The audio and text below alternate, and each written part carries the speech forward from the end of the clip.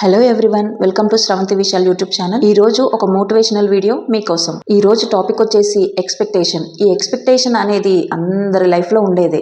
ఎవరి మీదైనా ఎక్స్పెక్టేషన్ ఎక్కువగా పెట్టుకోవద్దని చెప్తున్నాను. అది ఫ్యామిలీ అయినా సరే, ఫ్రెండ్స్ లో అయినా సరే. కూరలో ఉప్పు ఎంత వేయాలో అంతే వేయాలి. కొంచెం ఎక్కువైనా తినడానికి పనికిరాదు. మళ్ళీ దానికి ఎన్ని ప్రయత్నాలు చేసినా నార్మల్ టేస్ట్ కు మాత్రం రాదు. అయితే సరిపెట్టుకుని తినాలి లేదా పడేయాలి. ఈ రెండే ఆప్షన్స్. మన లైఫ్ కూడా అంతే. ఎంత ఎక్కువగా ఎక్స్పెక్టేషన్ చేస్తామో అంతకంటే ఎక్కువగానే ఇబ్బంది పడాల్సి వస్తుంది. నా లైఫ్ లో జరిగిన కొన్ని సంఘటనలు అండ్ నేను చూసిన కొన్ని సిచ్యువేషన్స్ బట్టి ఆ ఎక్స్పెక్టేషన్ యొక్క రిజల్ట్ ఎలా ఉంటుందో నేను మీకు చెప్తాను, వినండి. మనం ఎవరినైనా నమ్మితే వాళ్ళు కూడా మనల్ని నమ్ముతున్నారో లేదో గ్రహించండి.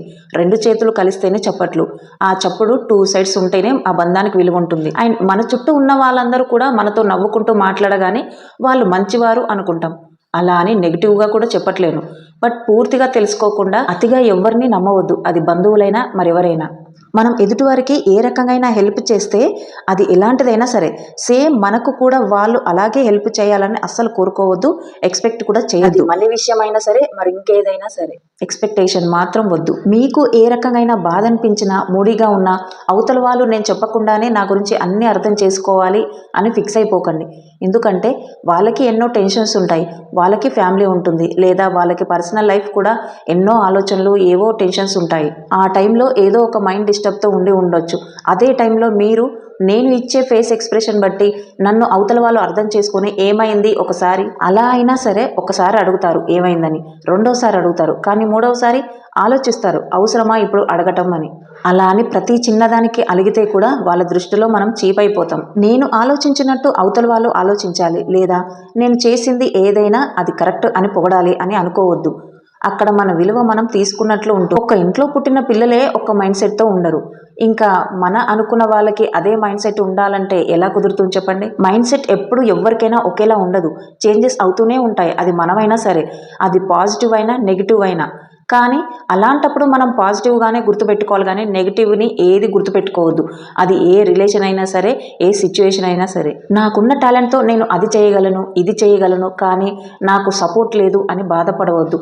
సపోర్ట్ కోసం ఎక్స్పెక్ట్ చేయకూడదు కూడా. అది బలవంతంగా తీసుకోలేము. వాళ్ళంతటా వాళ్ళు అర్థం చేసుకునే వరకు మీరు ఎంత ప్రయత్నించినా వృధానే అవుతుంది. ప్రజెంట్ మనం ఏ సిచ్యువేషన్లో ఉన్నాము, ఎంత టైం ఉంది, సపోర్ట్ ఎలా ఉంది అని అన్ని రకాలుగా చెక్ చేసుకొని ప్రొసీడ్ అవ్వండి. ఒక్కటి మాత్రం నిజం, మనం ఏ రిలేషన్ అయినా గట్టిగా నమ్ముతున్నామంటే అది ఒక బాండింగ్. బట్ ఆ రిలేషన్ మీద నమ్మకం పోతే వాళ్ళు ఏం చెప్పినా ఏం చేసినా డ్రామాలాగే కనిపిస్తుంది. అది పేరెంట్స్ విషయంలో అయినా, మనతో పుట్టిన కజిన్స్ అయినా, మనకి పుట్టిన పిల్లలైనా, లేదా మనం బాగా నమ్మిన ఫ్రెండ్స్ అయినా, అవతల పర్సన్ ఎవరైనా సరే సిచ్యుయేషన్ మాత్రం ఒకటే. కాకపోతే బాధ అనేది ఫ్రెండ్స్తో ఒకలాగా ఉంటుంది, ఫ్యామిలీతో అయితే ఇంకొకలాగా ఉంటుంది. ఫ్రెండ్స్ అంటే బాండింగ్ మిస్ అయినా మనకి ఇంకో ఫ్రెండ్ ఆటోమేటిక్గా ఏదో రకంగా దొరుకుతూ ఉంటారు. కానీ రిలేషన్లో మాత్రం అలా జరగదు. ఒక్కసారి ఏదైనా మిస్ అయిపోతే మళ్ళీ దాన్ని లాక్కోవడమైనా, మనది సొంతం చేసుకోవాలన్నా కూడా చాలా ఇబ్బంది అవుతుంది. అందుకని ఎలాంటి ఎక్స్పెక్టేషన్ లేకుండా లైఫ్ ముందుకు వెళ్ళేలాగా చూసుకోండి. ఏదైనా మనం అనుకున్నట్టు జరగాలని ఎక్స్పెక్ట్ చేయడం అందరికీ మంచిదే, కానీ అవతల నుంచి కూడా మనం అనుకున్నట్టే జరగాలి అంటే అది కాదు. ఏదైనా మనం మూవీలో చూసినంత ఈజీ కాదు లైఫ్ అంటే. మూవీ వేరు, లైఫ్ వేరు. ఎక్స్పెక్టేషన్ అనేది చాలా డేంజరస్ అండి. ఎందుకంటే ఎప్పుడైనా మనం ఎక్స్పెక్టేషన్ ఎక్కువగా హోప్స్ పెట్టుకుంటామో అది స్పాయిల్ అయితే అది మనం ఆ బాధ చెప్పుకోలేనిది.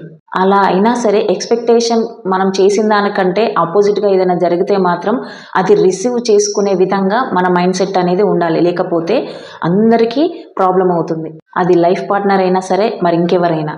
సో ఇదంతా ఎందుకో మీతో నాకు షేర్ చేయాలని అనిపించింది. అలాగే మీ లైఫ్కి కూడా ఇది యూజ్ అవుతుందని చెప్తున్నాను అనమాట. మీకు నేను చెప్పింది ఎలా అనిపించిందో నా కామెంట్ సెక్షన్లో తెలియచేయండి. అలాగే మీరు కూడా ఎవరి మీదైనా ఏ రకంగా, ఏ కారణమైనతోనైనా, ఏ రీజన్తో అయినా కూడా అవతలి వారి మీద ఎక్కువగా ఎక్స్పెక్టేషన్ పెట్టుకున్నారా, దాని రిజల్ట్ మీరు చూసారా, చూస్తే ఎలా ఉంది, అది పాజిటివా నెగిటివా, మీకు లైఫ్కి అది యూజ్ అయిందా లేదా అనేది కూడా నా కామెంట్ సెక్షన్లో తెలియచేయండి.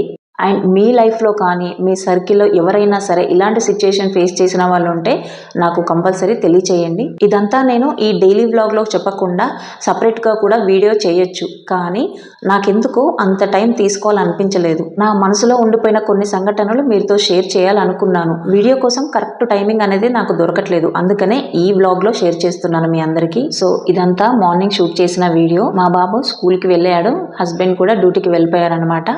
వాళ్ళిద్దరూ వెళ్ళిన తర్వాత ఇంకా మిగతా పనులు కూడా చూసుకుంటున్నాను. ఇప్పుడు మీరు చూసిన వీడియోలో జస్ట్ కుకింగ్ మాత్రమే ఉంది అండ్ పిల్లలకి తినిపించడం లేదా బాస్కెట్ కట్టడం అంతవరకే ఉందన్నమాట. ఆ తర్వాతే అసలు పని మొదలవుతుంది మనకి.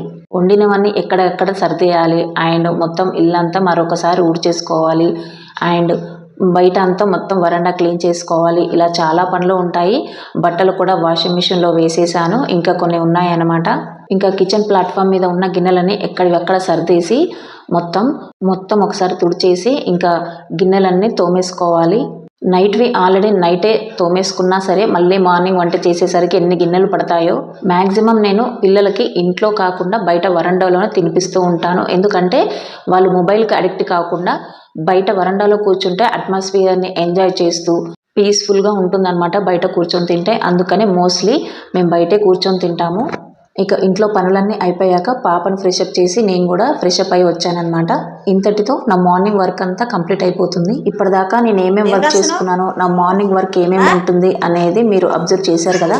సో ఇప్పుడు మా పాప చేసే వర్క్ కూడా ఒకసారి అబ్జర్వ్ చేయండి. ఓయ్ పెన్నుతో రాస్తారా?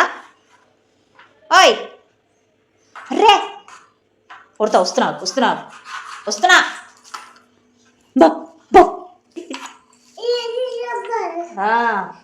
సో నా వీడియో కనుక మీకు నచ్చితే లైక్ చేసి సబ్స్క్రైబ్ కూడా చేసుకోండి. ఇంకా మీకు డైలీ వ్లాగ్స్ గురించి కానీ లేదా వెయిట్ లాస్ జర్నీ గురించి కూడా మీకు వీడియోస్ కావాలనుకుంటే నా ఛానల్లో అన్ని వీడియోస్ చెక్ చేయండి.